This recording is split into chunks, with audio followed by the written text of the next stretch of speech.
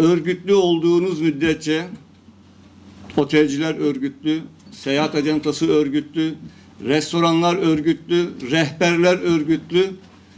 Örgütlü güç olunca burada gerçekten çok büyük işler yapabileceğimize inanıyorum. Katılımınızdan dolayı hepinize teşekkür ediyorum.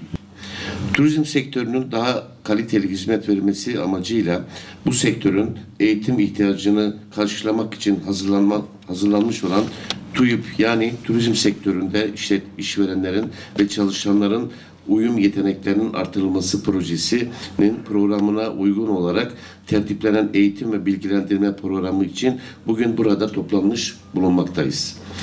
TÜİP'in taraftarlarından biri olan ve ülkemizin projesinin organizasyonlarından biri olarak da bu projenin en iyi şekilde uygulanması için bir dizi eğitim ve bilgilendirme çalışmalarına başlamıştır.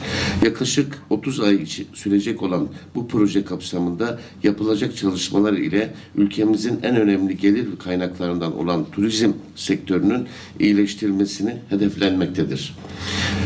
Tarih birikimi, mimarisi, inanç mekanları, kültürel zenginliği ve coğrafik yapısı itibariyle turizm sektörünü konu alacak önemli bir potansiyeli barındıran Diyarbakır, TÜİP projesinin hedefleri doğrultusunda yapılacak çalışmalarla büyük bir ciddiyet ve yüksek bir katılım ile diğer iller için de iyi bir örnek teşkil etmelidir.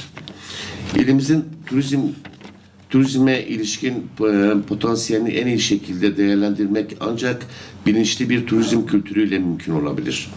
Son yıllarda yaşanan olumlu gelişmeler ışığında ilimizin değişmeye başlayan imajına paralel olarak turizm alanda da hareketlenmeler yaşanmaktadır.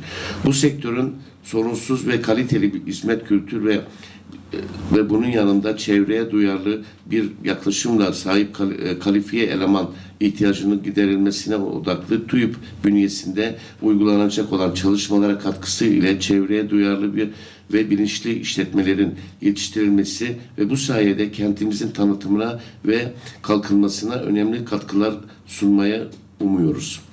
Yine proje kapsamında Yeşil Yıldız Belgesi farkındalık programı ile çevreye duyarlı ve turizm işletmelerinin çoğaltılması, bu alandaki standartlarının yükselmesi hedeflenmektedir.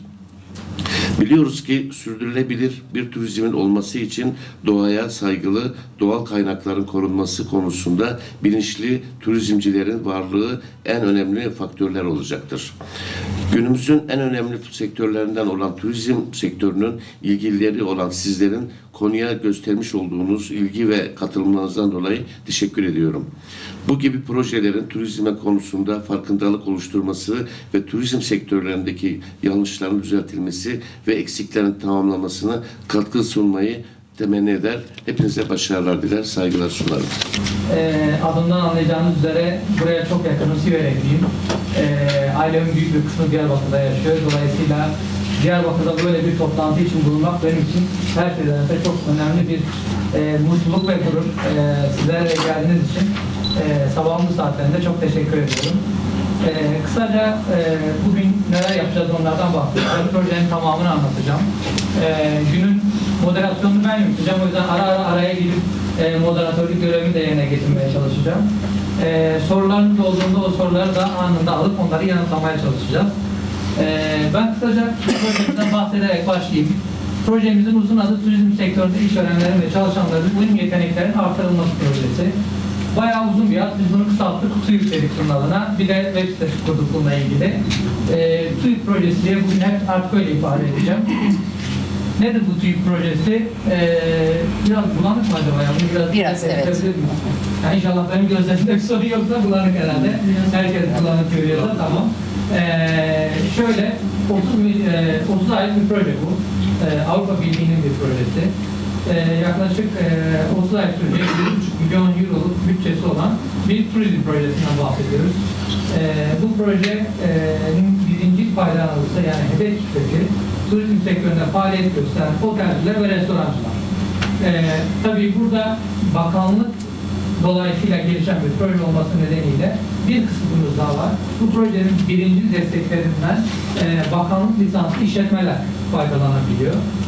Ama tabii ki bu işletmelerle ve bu tüm ortaya çıkacak danışmanlık destekleriyle sektörün tamamının, kentin ve bölgenin tamamının desteklenmesi öngörülüyor.